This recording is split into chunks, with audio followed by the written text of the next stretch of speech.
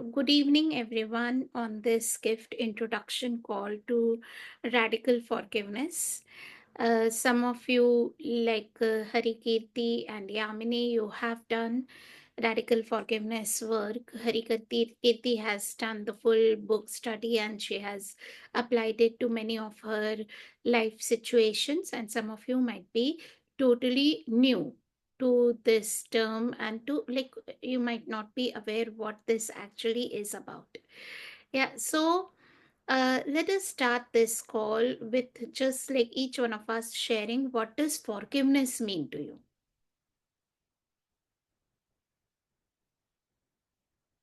Because once we just like what does forgiveness mean to you, how it helps you, what it brings to your life, and then like still with the traditional forgiveness styles, like where do we get stuck, so we can look into that and then we'll see what actually radical forgiveness can bring in into your life where this traditional forgiveness does not give. So that's where I want to take this call to. So I would like to hear from you. What does forgiveness mean to you? So please feel Pe- free to unmute yourself and share. Peace and progress simultaneously. Peace and progress. Mm, So peace, with making peace with the situation, with the person with whom you have some regrets, some complaints. You make peace with that, and then once you make peace you can move on. Yeah, then you can progress, that then you can make different choices in your life. Yeah, mm. then uh yes, thank you, Yamini, for sharing. Another Thank you, ma'am. question then it comes to mind is like where do we like what does forgiveness entail? So, yeah, Radhika, you have shared letting go of the unresolved emotions. So, whenever we have some like complaints, we have some, we feel that we have been hurt, someone has done wrong to us, there are emotions that come up, and those emotions can not just ruin the relationship, but they can ruin ourselves. They can they can have a lot of negative effect on our bodies, and so letting go of then those unresolved emotions, resolving them first of all, so that you can let go of those emotions which are no longer, which are like could be toxic to you, they might be harmful to you and your life. Yeah, so do do we forgive for others, or do we forgive because it's for us, for you? Yeah, so mainly we forgive because it helps us, it brings peace to us. It may not change, so any we don't have in like ideally when we forgive someone, we should not be expecting that they will change because of this forgiveness.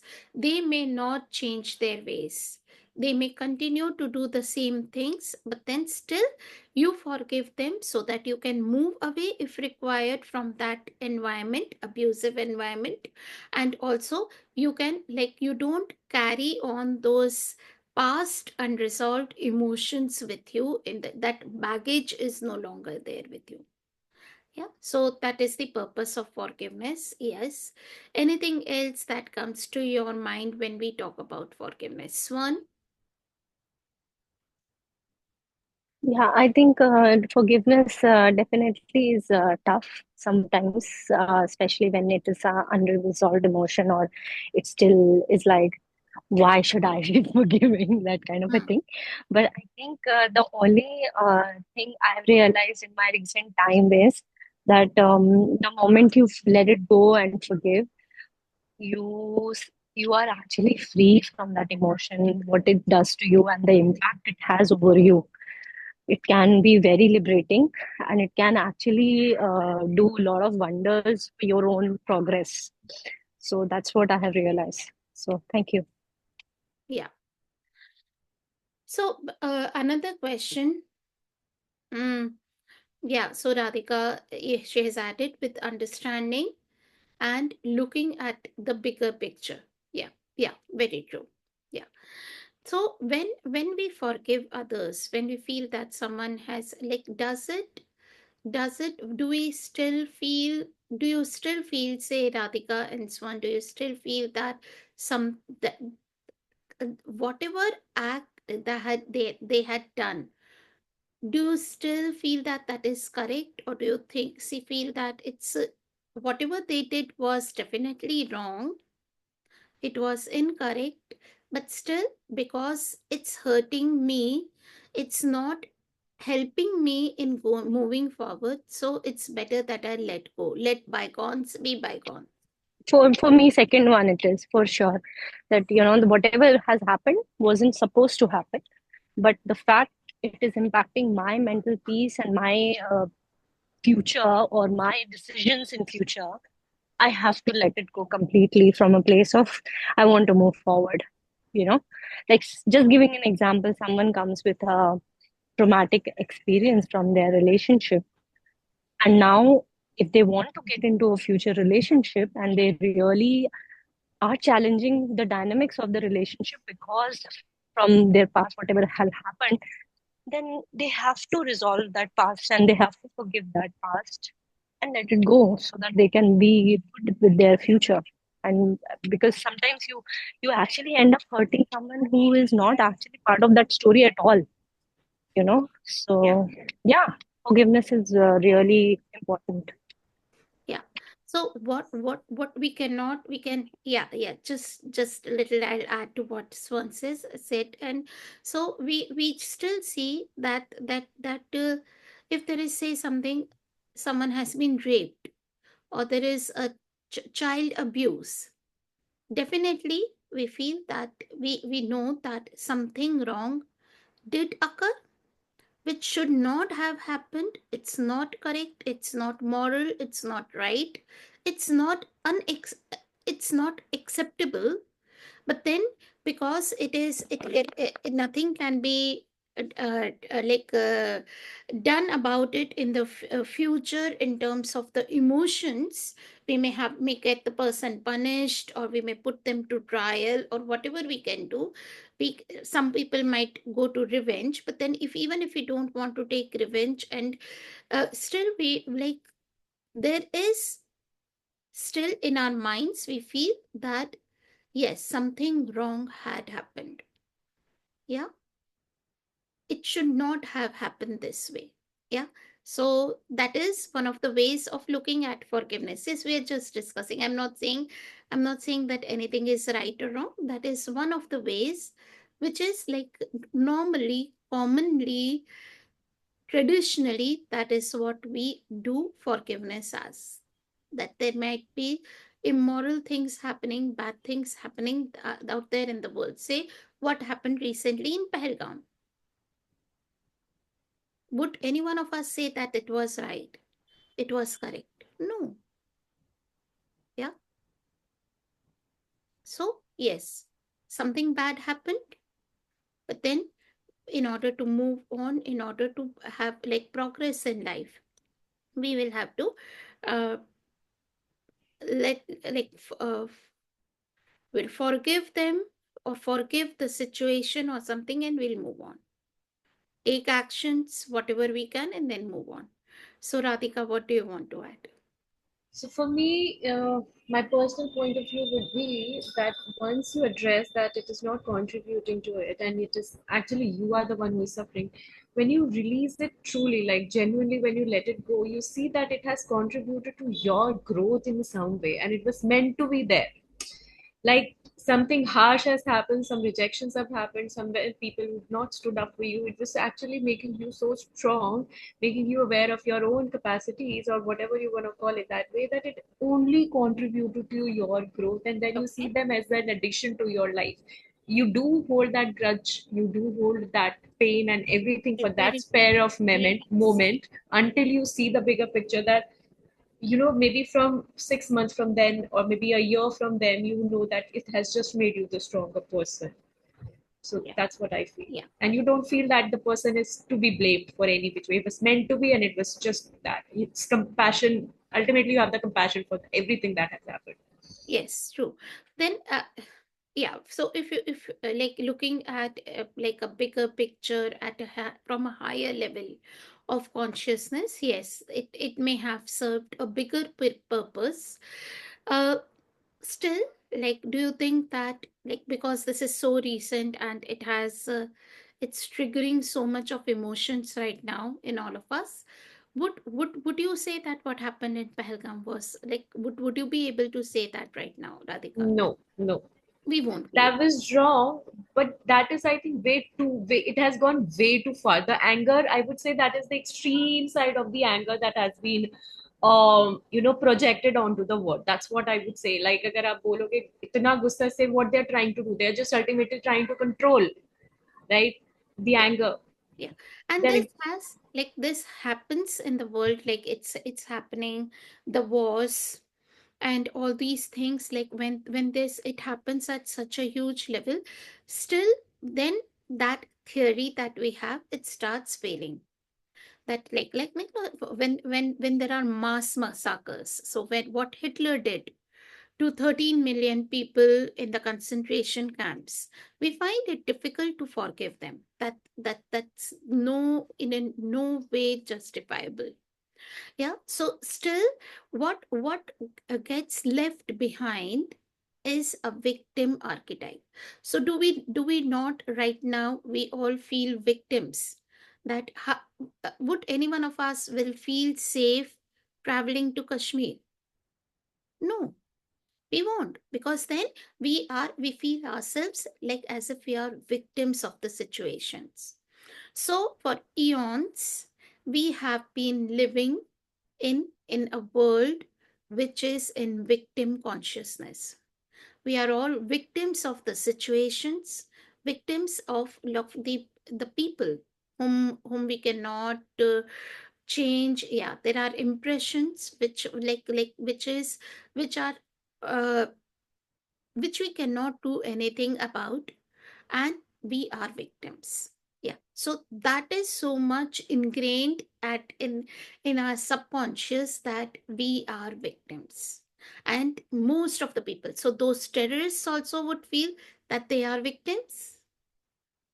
They victimized someone else, and then they are now, there are both the sides are feeling victims of the situations. Yes, Radhika. So while you were just saying this, that the what I was just getting the image is like the anger and the terror. When what terrorists are ultimately doing, there is also a lot of unresolved emotions within them which have been inculcated, right? Yeah, so those It's been going unresolved. on hierarchy. Mm. So those unresolved emotions are what we are saying, that is, those unresolved emotions are where, because they feel victims of the situation. They feel that they are victims, and then they have to come Mm. into power. They have to do something, like like make. So that's what Hitler did to Jews. Yeah. Uh, I think Prior that's to been that, the they felt that they strategy. were like, so. There is a game of victim victimizer that is going on. Victim victimizer control. Then what is the way out? So even with traditional forgiveness, even when we may forgive, we may make peace with the situations, but still we would feel victims of the terrorists whoever would come up. We would feel victims of the rapists, who we would feel victims of some other situations. So what is the way out from this victim archetype? So there has to be a different perspective of the situations, that is, which traditional forgiveness methodologies are not able to take us. We may make peace with the situation, we may progress, but then we still remain in the victimhood. Yeah. So radical forgiveness goes a step further. So you make peace, you restore your peace, you restore your happiness, and also you also get out of the victim consciousness. So you start developing a new way of looking at life, at the situations in your life. Your outlook changes, the way, like, and then you gradually move into a space which we call as radical living. You live in a radical living style. You are never, you don't ever feel that you are victims. There are no victims, there are no perpetrators. Everything is perfect. Yeah. So then, can anything go wrong? Is there anything that can happen wrong? No, there is no wrongness. But then, what is the bigger picture? What is the philosophy?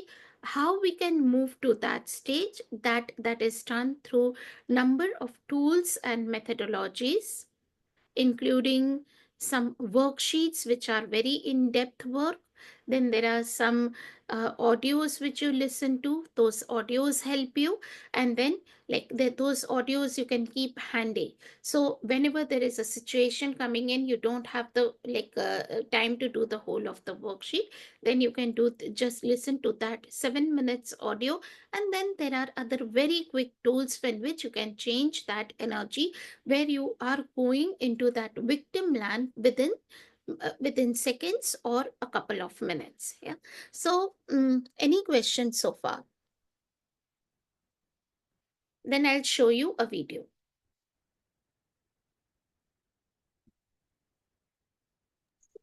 I think we can watch the video. Sorry, Swan, did you say all good? Yeah, all good. I was just saying we can watch the video. Maybe Yeah. after that Okay. we'll have more questions. Yeah, sure. So let me show you the video.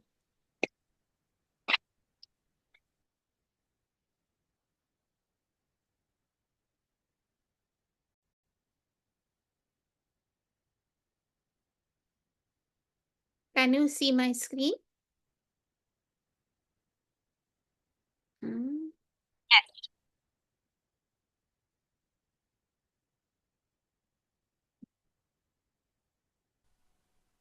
Hi, Colin here. What you are about to see is a video that was made way back in 2001 while we were in Australia. Can you But I want to give you a all fair hear the warning audio? that the quality is Can you very... just increase the volume a bit, please? It's the highest volume that it is, like, because it's a little low quality video. Can you increase the volume at your end and put on your headphones if the voice is not clear? poor. So colon tipping, let me tell you about colon tipping. Uh, Colin Tipping is the person who introduced this work of radical forgiveness. And he has also written this book called Radical Forgiveness. Have you read that, Radhika? Yes, great. And there are radical forgiveness coaches all around the world who conduct radical forgiveness sessions, book clubs, retreats, and there is a 10-week course where we look more into radical living. So once you have done the radical forgiveness, even if you have learned it, how to imbibe it into your life, so that in moment to moment you are in that space. You are holding that space for yourself and for others. Yeah. So, Colin Tipping is no longer with us. He made his transition in 2018 or 19 sometime. Yeah. And this is an old video that Colin Tipping had done at some place in a seminar, and that this is a recording of that. So it's an old video, so you would find that the voice quality may not be that good, but nevertheless, it's a very good introductory video to the work from the founder himself. So I always feel that when I share it with people, it gives you the energy with which this whole work came into existence. So therefore I'm sharing it. If you are not able to hear it, just please put on your headphones if you have them handy, and then you would find it easy to understand it. So please bear with the poor audio quality. Okay, so I'm again starting that.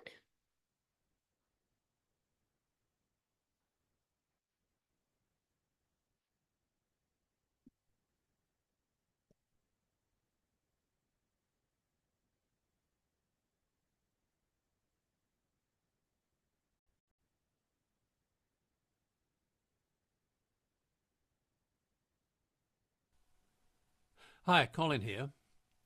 What you are about to see is a video that was made way back in 2001 while we were in Australia.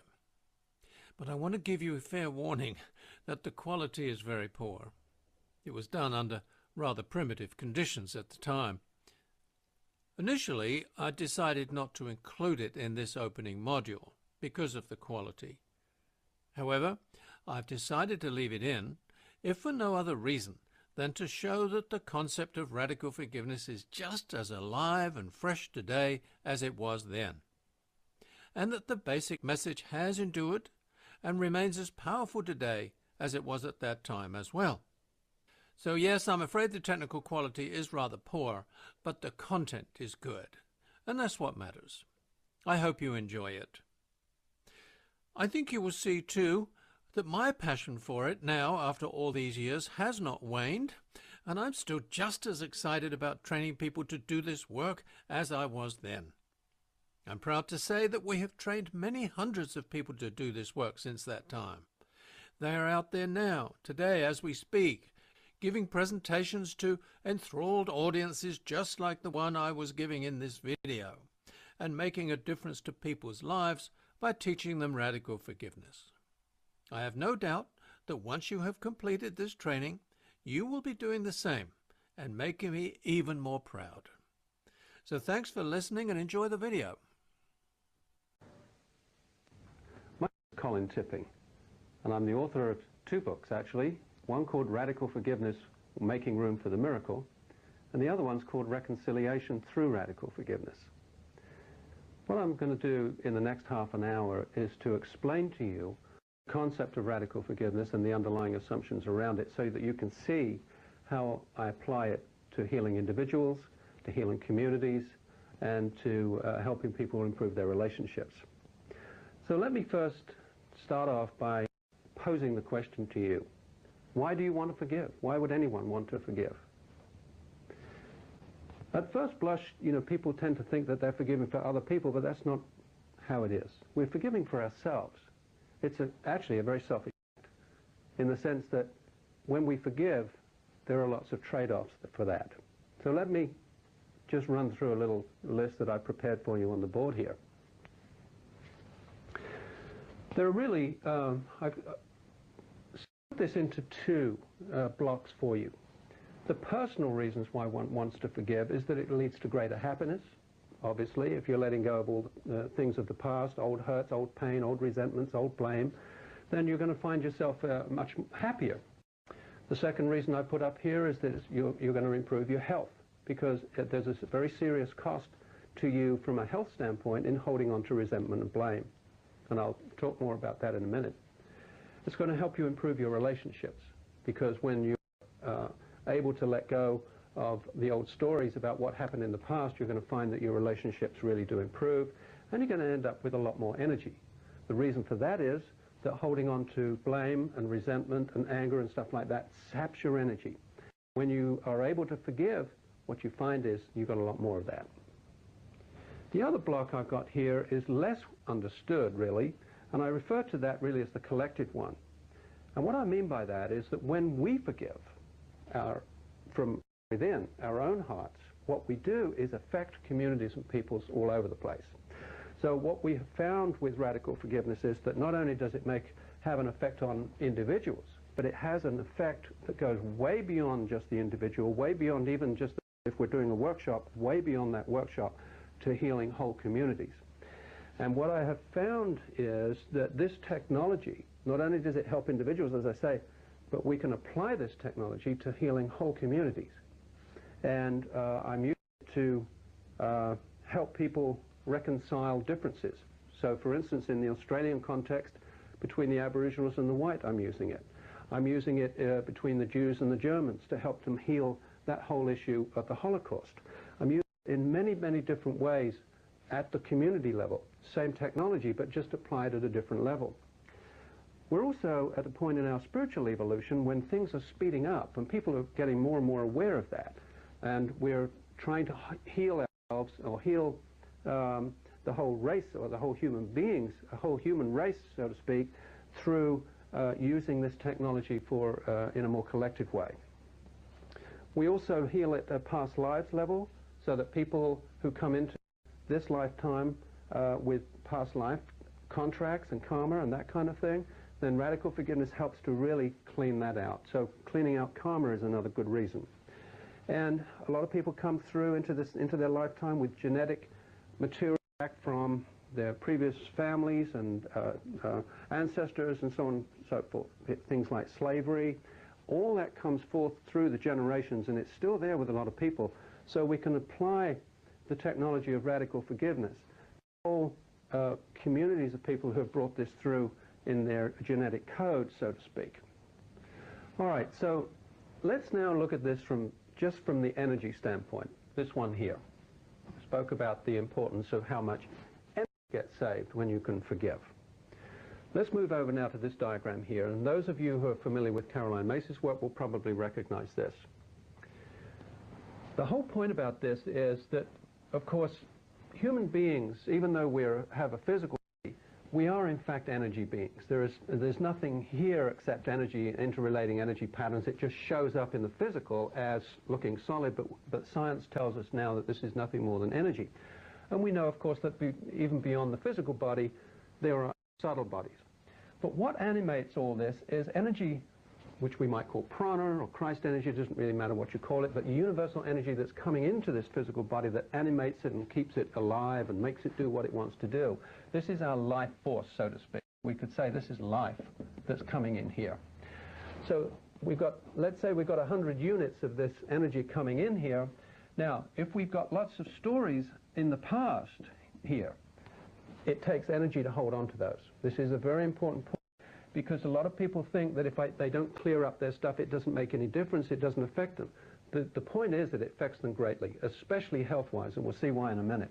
Because if we are siphoning off all this energy to these old stories of the past that we're holding on to, old resentments, old blames, these stories here, and this is what these represent, siphon off a tremendous amount of energy, and it takes energy to hold them.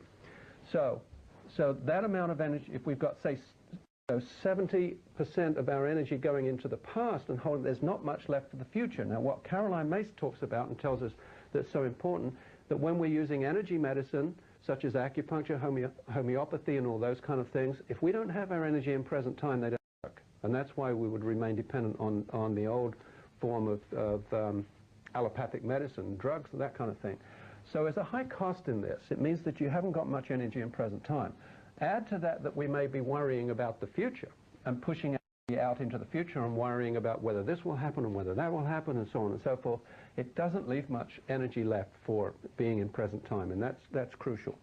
What we have found is, my wife and I do cancer retreats. We've been working now since 1993, people who have cancer, and we found out that people who have cancer are very prone to lack of forgiveness. They hold on to emotions, hold on to resentments, and they do just this. They hold on to this stuff in the past, they repress it so they don't know that it's there, and then it comes out in the end as a cancer. And so we've been working hard on that for a long, long time now. And what we're finding is that people with cancer have a great deal of difficulty in moving these old stories, even finding those resentments. And once we found that link, that forgiveness was an element in the causation of the disease, we realized then, of course, that it was an element in the solving of that. So we started to move into looking at forgiveness as a way to help people not cure, but certainly heal from cancer. So that led me to look at the difference between ordinary forgiveness and a form of forgiveness that would be more appropriate for them. So in order to do that, let me just clean this off, and I will talk in a second about that too. Now, when I realized the importance of forgiveness to people with cancer, I really started to look into this because, you know, here was a possible answer to get them into a more healing mode. So I went and had a look at some of the research and went back to really get a handle on what this forgiveness really was. And I found that the basic definition of ordinary forgiveness that most people use is letting bygones be bygones, which means that even though I believe something wrong happened, I'm going to try to forgive you. So, but when I looked at that, what I realized was, and what the research shows, that these were the characteristics of it, and which weren't very helpful from a point of view of trying to say to somebody with cancer that this is going to be of help to you. Because the first thing was that it takes a long time. It can take years and years and years to reach a point of forgiveness. And this was common to all the research into forgiveness that I saw. Secondly, people find it exceedingly difficult to do. If you're a pope or a saint, maybe you'll do it. But for Joe Blow on the street and you and me, really hard. There was also no way that you could control the process. It either happened or it didn't. It took as long as it took, and there was no way how long it was going to take. So very little control over the process. Second and fourthly, though, if the transgression against you was really serious and you know something really bad happened, it might take a lot of therapy too. So there's a lot of money involved. So that was what I found out about this. The reason that it would take so long to forgive, what I found out, was that you're trying to balance two contradictory principles here. On the one hand, you're saying to the person, I want to forgive you, but because you still hold on to the idea that something wrong happened, there's still a need to condemn. So you balance trying to reconcile two contradictory ideas here. That's why it takes so long. So it was at that point that I decided that I needed to go back and look at a form of forgiveness that I had been working with before some years ago, which I now call radical forgiveness, but it has totally different characteristics to this. Characteristics that from a point of view of somebody with cancer is much more attractive as a form of therapy for them, because far from it taking a long, long time, like this form of forgiveness does, this is virtually instantaneous. Not only that, it's easy to do. There's none of the difficulty that we had over here with this form of forgiveness. You need an IQ more than 49 to do this. It's also, and what makes it easy, is that it's a step-by-step process. Over here, we had no control over it. There's nothing you could do to make forgiveness happen under this form of forgiveness. But with here, we've got something to do. We've got tools that we can use. Also, and this is the one that the cancer patients really like, because none of them like dealing with their emotions. That's why they've got cancer. It doesn't need therapy. There's no therapy required in this. So now we've got a very attractive package for them. And this is what we based our cancer retreats on for many years, and what I now base all my workshops on. And not that they're all to do with cancer anymore. I'm doing this more as cancer prevention for everybody now. But let me now make the distinction between the basic difference between these two forms of forgiveness and why it makes this radical. With this one, as I said earlier on, what we've got here is that something wrong happened. We hold on to that idea even while trying to forgive. Now here's the difference. With radical forgiveness, however, this is what we come to, the perception we come to at the end when we realize what's going on, is that nothing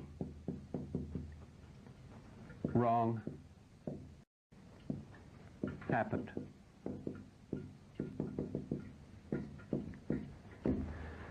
Now that's what makes it radical.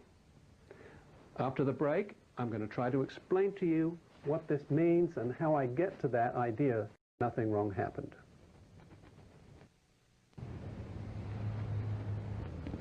Welcome back. All right, I promised before the break that I would show you how we get to that idea that nothing wrong happened, which is, after all, quite a radical idea. What I've done here, I've started a diagram, and just so that you can recognize what I've drawn here, these are supposed to represent two human beings, but they might not necessarily be human beings. We could have corporations that we're trying to forgive, or whole countries or whole communities that we're trying to forgive. We just need to see that these are entities that are needing to move into this forgiveness thing.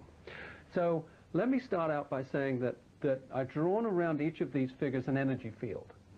And my point about this is that when we take it right back to square one, when we are truly spiritual beings having a human experience, yet are expressing our true nature, that true nature that we're expressing is love.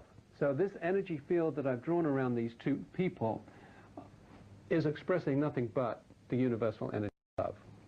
Now, so when two people come into relationship with each other, when they are expressing their true nature, the likelihood is that their energy field will merge and mix. Because after all, when we're expressing our true nature, is love and oneness.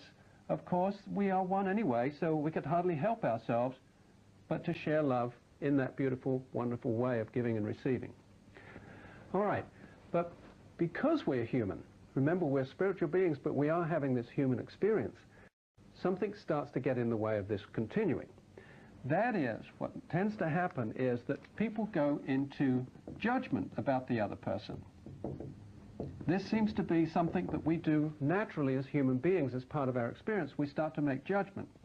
When, let's say, A makes the first judgment, B picks it up and starts to get defensive. So let me show you what happens to the energy when this starts to happen. Instead of going in this beautiful backwards and forwards flow of infinite energy exchange, what happens is as soon as the judgment creeps in, what we start to get is a vortex forming, a vortex of energy, which causes what I call now an energy block.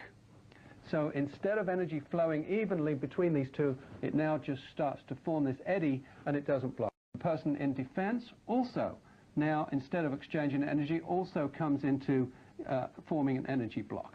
So this is what happens when two people are in relationship, but as soon as judgment comes in, what we get is this energy block, and then out of that comes separation. Okay? Now, we do have a choice at this point. If we're conscious and we know what's going on, we can choose at this point to say, no, I'm not going to go into fear. This is the next thing that we go into. Now we've moved from love to fear. If we continue with this, we can choose to undo that if we're conscious and go back to that loving exchange. But what most people do, us included for the most part, because we're just humans too, is that we make up a victim story. And this story gets more and more complicated. We add more things to it as we go on. We embellish the story, get support from other people about the story, and this becomes something out of which we live our lives. If you remember that diagram I did in part one about the stories hanging on that timeline, you'll get to see what I mean. Now, this victim story keeps this separation going, and that's what that becomes the need for forgiveness. So the only way then to create forgiveness happening is to somehow get back to collapsing this energy field. So, but the point about this is, and I'm going to draw a box around this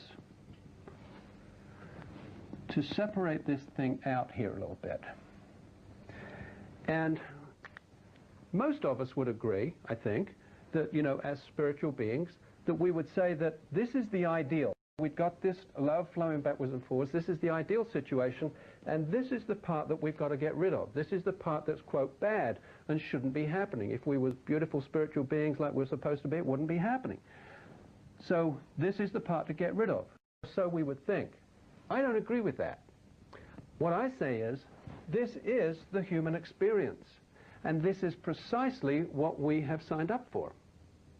So far from being something that we shouldn't have and have made a mistake in getting ourselves into, this is precisely what we have called forth for our spiritual growth. This is the unfoldment of the divine plan that we created for ourselves and for our spiritual growth. So there's nothing wrong with this in that sense. That's what I mean by nothing wrong ever happened. Because every part of this story that has been created out of an original judgment, original separation, is exactly what we have called forth, or what our higher self has called forth for our highest and best. So this is in fact the human experience that we're having as a spiritual being. So therefore, one would ask the question, if this is okay and it's just perfect just the way it is, why would one go to a workshop in order to learn radical forgiveness if there is nothing wrong with it? Well, that's the paradox. Yes, it's true that this is exactly what we called forth and what we needed for our spiritual growth. The question remains, though, how long do we want to hang out there? See, most people in ordinary forgiveness hang out in this story for years and years and years and years and years. It would just create their life for them. So, if we then decide that we can go through this experience, and we can go through it very, very quickly, then that's the essence of the radical forgiveness approach. We do what we need to do, we feel the feelings, we go through the process, but we go through it very, very quickly. And that's what I mean by, in some cases, instantaneous. So how is it that we do that then?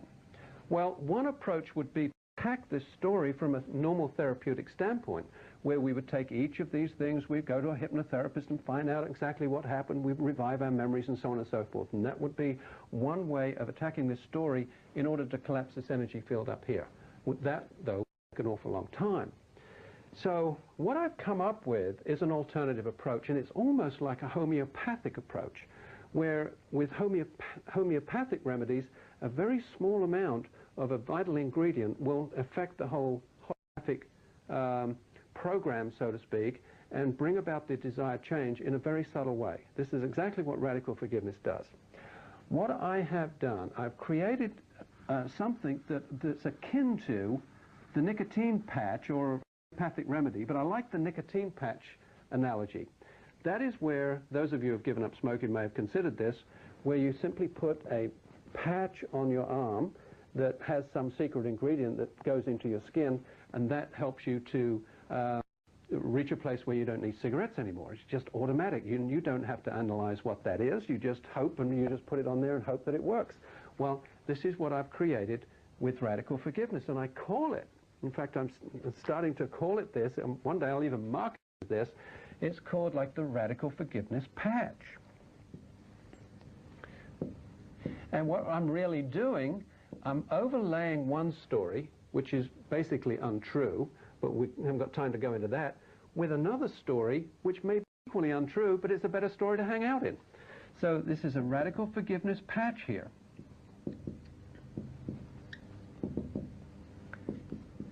And that is composed of some magic ingredients that are so unexplainable, they're almost magic. I mean, I don't know how they work, but I know that they do work.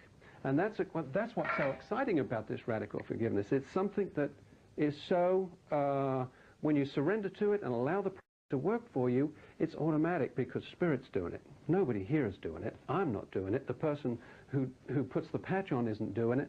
It's Spirit that's doing it, and that's why it's so magical. Now, you might say, well, how does this take form? The way that I have created the patch to take as a process is in a number of different forms. I have used, the first one is, let me use my black pen here. It comes in the form of a workshop. So people come for weekends and we go through these step-by-step processes and wonderful transformations happens. But you don't have to come to a workshop. You can do it as a worksheet. I have designed some forgiveness worksheets that on the face of it look pretty simple, and you can't imagine that they would do anything. But they do, because they shift energy. And this is what this radical forgiveness thing is about. This patch, or however it turns out, in whatever form it turns out, is moving energy. And that's what makes it happen. Number 3, I've got a tape called the 13 Steps. I take people through 13 simple questions to which the answer to all of them is very simple. It's yes. And when we go through that 13 steps, even though it seems so simple, almost too simple that you can imagine it working, it nevertheless does, and we get some dramatic effects with it. We also have a ceremony. I've adapted a Native American ceremony to help us to move through the process of moving the energy. So this is what I mean by the radical forgiveness patch.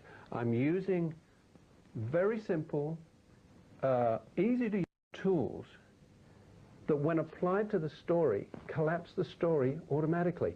That's what I mean by saying there's no therapy required. You don't have to dig up the past. You don't have to go and feel all the deep feelings. You have to feel some of those feelings. You have to go into the feelings a little. I'm not saying that. In fact, it is a requirement that you go into the feelings a little bit, but you don't have to go in and dig up the past and really, do it at that level. Just by doing these things, these processes as I've worked them out, putting them on top of the story, so to speak, it dissolves the story. It's magical. I wish I had time to tell you some of the stories that I've seen unfold as a result of people doing one or more of these. It would just, I can't tell you how effective that would be if only I had those people here to be able to tell you and to tell those stories. But it works. It just transforms people's lives that you can't imagine. And I've now been doing this for 2 years. I'm doing it all around the world, and it's beginning to really amaze me how much happens as a result of this work.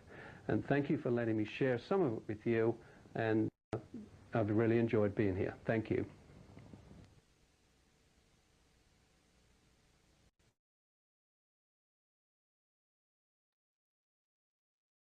So were you able to hear? Yeah. Yeah. Yes. Great. So any shares, what did you get out of this? What was your takeaway from this video? So I just want a little more clarity when he was talking about that there are two person or the organization, they start talking, like one start judging, the other start judging, and then there is a block that starts get creating. There's a vortex. He talks about it. Can you give me more Energy clarity field. about it? Yes, There's an energy field. There's an energy field between the two persons who are interacting, and then there are blockages that come in. With each time they are talking, there is a judgment that comes in, and then there are blockages. And then those blockages start building up, and then they cut off that, like they totally at a time comes when that energy field is like totally in a very bad shape. There are a lot of misunderstandings, attacks going on. There's fear that comes in. And then when you clear that energy, and there he shows that radical forgiveness patch. That radical forgiveness clears that energy. So it's he also says that it's very, very much, it acts like homeopathic medicines. Yeah, where you just put a small minutest part of that, it just, and it leaves that what you have written impressions, and it clears it, and it clears that energy field between the two people. And it can be like it's this radical forgiveness is actually, I had opened something from the book, that it has the power to change the whole mass consciousness of the world, the collective consciousness. It's that powerful. And one of our main spiritual mission when we incarnated uh, is to raise our level of consciousness.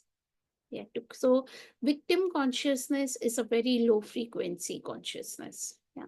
So when we raise our consciousness, when we move into what he says in the end, that when we are in each moment, we are living that radical forgiveness, the radical living, then we have the we can impact a very huge number of people on the world, because when we raise our conscious our frequencies to more that of love and peace, we can impact according to Hawkins scale. So if you have heard about this book, Power versus Force by David R. Hawkins, yeah. So we can be in that space where we can affect more than 3 lakhs people by raising our consciousness. How interconnected we are, and what kind of impacts we can make by forgiveness, by radical forgiveness. It also makes us see things at the soul level. So it's based on a lot of spiritual uh,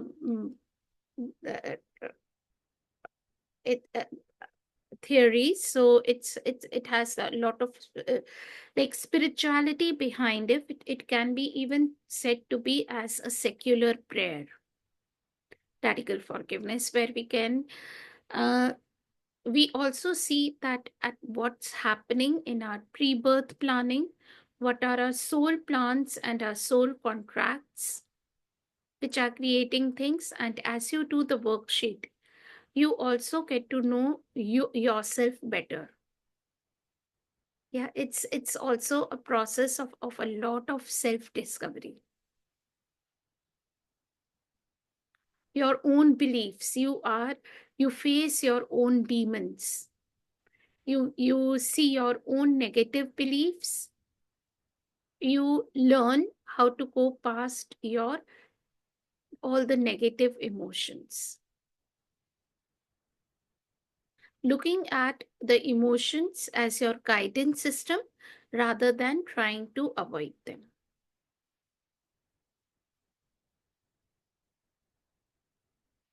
Yeah. So welcome, Raviji.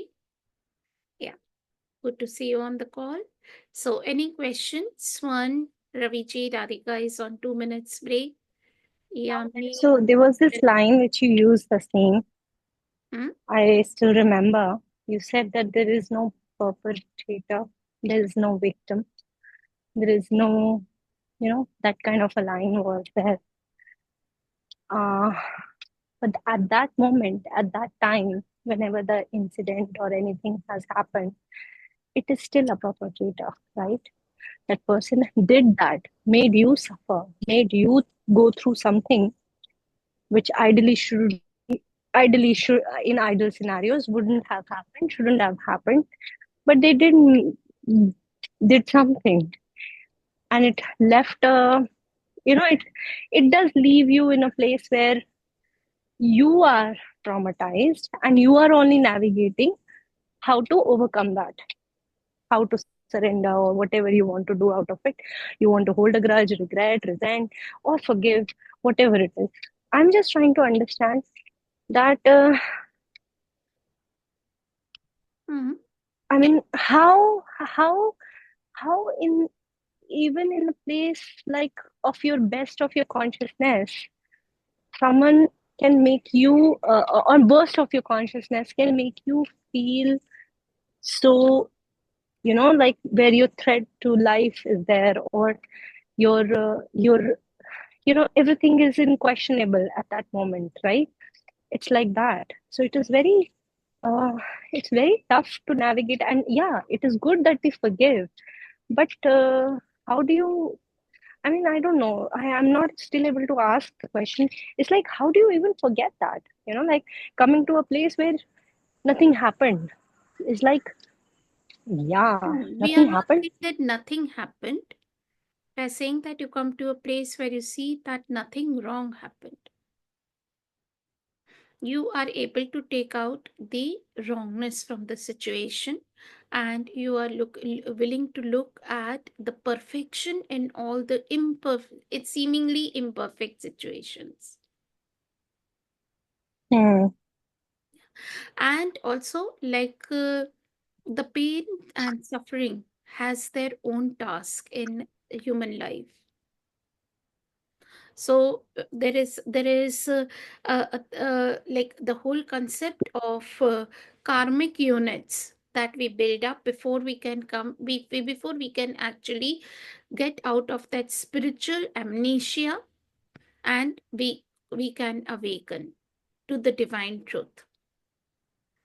Hmm. So that's where what that again, going back to what we saw, that what we normally understand is in the traditional forgiveness that we cannot let go of that wrongness. But when we do radical forgiveness, we we go beyond what can be seen through in this material world, and we look at the divine side of it.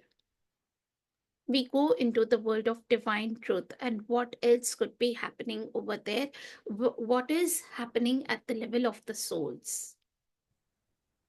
Hmm. So, So, and okay. it's a, Yeah, I know it is deep. Yeah. it's very deep. Yeah, it's deep.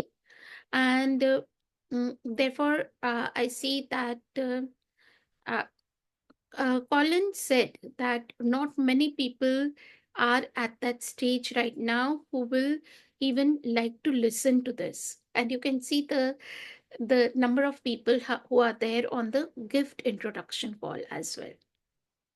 So people are not at that level who would like to listen to it.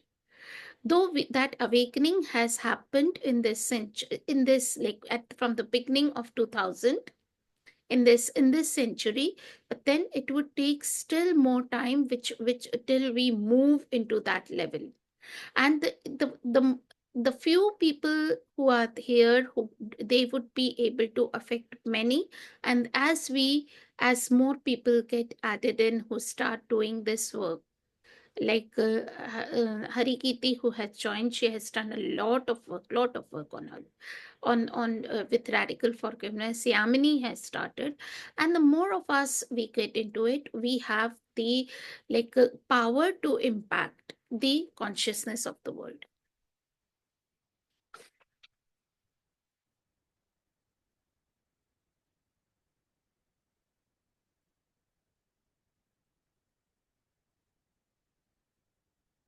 So I'm reading something from this book, Radical Forgiveness by Colin Tipping. So I'll read. I'm reading from a chapter called Transforming the Victim Archetype. So we started off and we talked about victim archetype, that how we always feel that we are the victims of the situations, and there are always victims around us. Yeah. So it says our primary mission is to transform the victim archetype and raise the consciousness of the planet. But what does it mean to transform anything? And how does it raise consciousness? The first thing to understand is that we can transform something only when we choose doing so as a spiritual mission. And we make the decision about our mission not in this world, but in the world of divine truth prior to incarnating. The second thing to realize is that transforming something does not mean changing it. I read that again. Transforming something does not mean changing it. In fact, to transform anything, we must experiencing it fully and love it just the way it is. So if you want to transform the say rejections and hurts in relationships, you have to you will be you have to feel it, experience it fully first as a part of your spiritual mission. And then, even though it hurts, you would love it. Once you start loving it, then it gets transformed, the energy shifts around the situation. For example, maybe your individual mission involved being born into an abusive family to experience the abuse firsthand and to know it either as a victim or as a perpetrator. Remember, once you incarnate, your memory of your agreed upon mission disappears. If you recalled your mission, you would not experience the energy and the feelings of victimhood as fully. Only in the experience of being victimized can you possibly come to realize what lies behind the illusion of victimhood, the projection of your self hatred. If you are able to look beyond the illusion of the perpetrator and recognize these actions as a call for love, and if you respond with love and complete acceptance, The victim energy is transformed and the consciousness of all involved is raised. In addition, the energy that holds the pattern of abuse disappears and the behavior stops immediately. That is what transformation is all about.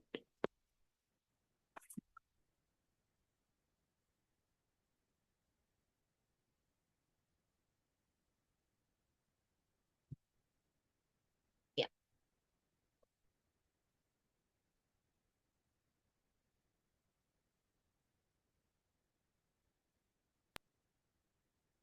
Thank you, Tasneem. I think it is like too much for today to close on my mind. Try to But yeah, understand its one. What I would invite you to do is like just look at the possibility that is out there. yeah, So till now, many of us have not even been, and it was like for like 2 years back when I got introduced to this work, I it was as difficult for me as you it seems to you right now, Swan. So mm.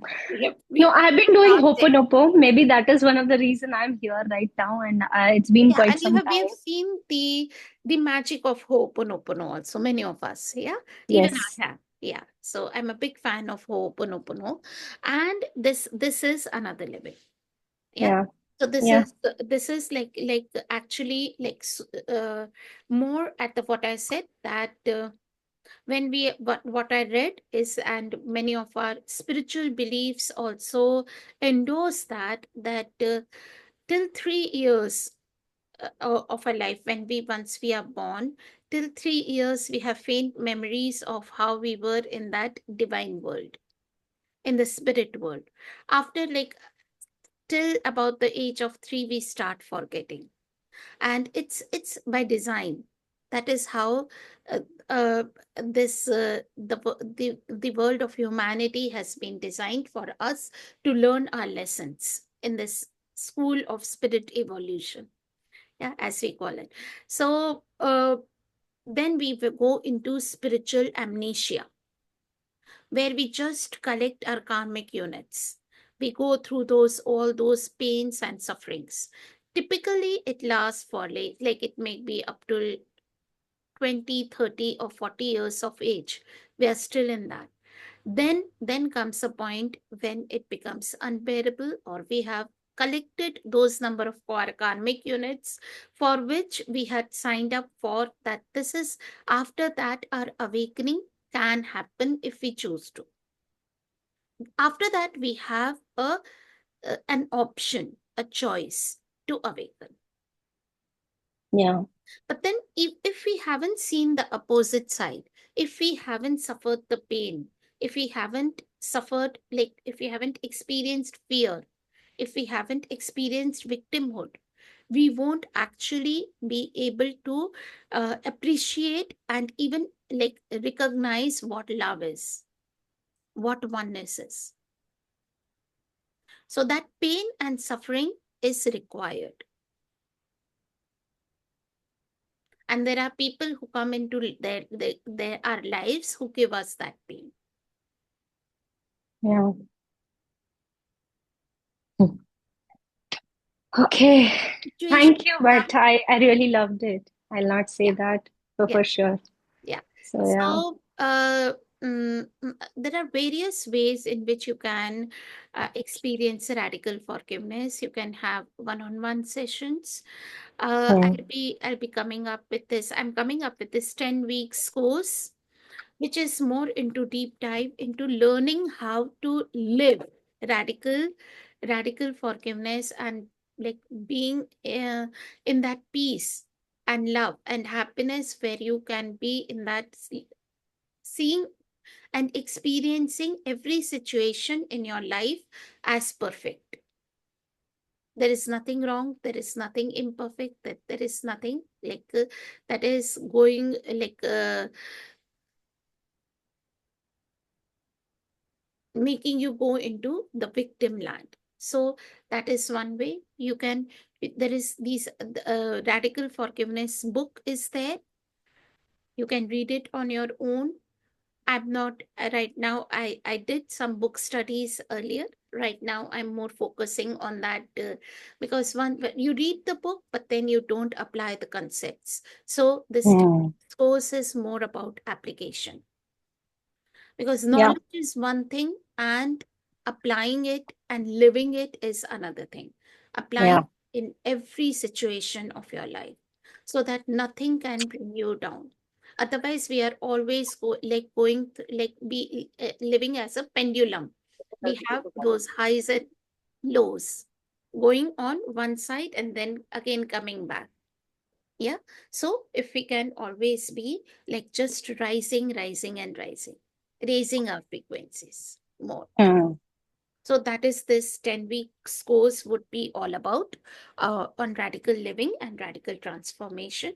So if you feel called, please hop on. I'm introducing it like I'm like uh, this would be my first uh, course conduction of this 10 weeks course. So I'm offering it as at 31,500 rupees. The normal price of this course is 45,000 rupees or more. Yeah. So Sure. and you 10 weeks, for 10 weeks will transform all the situations in your life which have caused you hurt, and all those patterns, those traits which don't allow you to keep rising and get Okay. to more abundance Sure. in all areas of your life. Yeah. Yeah. Thank you. Also, one-on-one sessions are available both for forgiving others and for self-empowerment. Self-forgiveness is another important part of radical forgiveness. And there are 4 to 5 methods of applying this technology, radical forgiveness technology. We learn all of them in this 10 weeks course. Yeah. So, in different situations, depending on how much time you have, what is the intensity of the victimhood that you are experiencing, accordingly, you can apply any of these technologies. Okay. Okay. So, thank you everyone for Thank you so much, participating. Tasneem. If you have Yeah. questions later on, you can put them on the group and I'll be happy to answer. Thank you for reminding me of this book. I had read this book, I think, years back. Years back.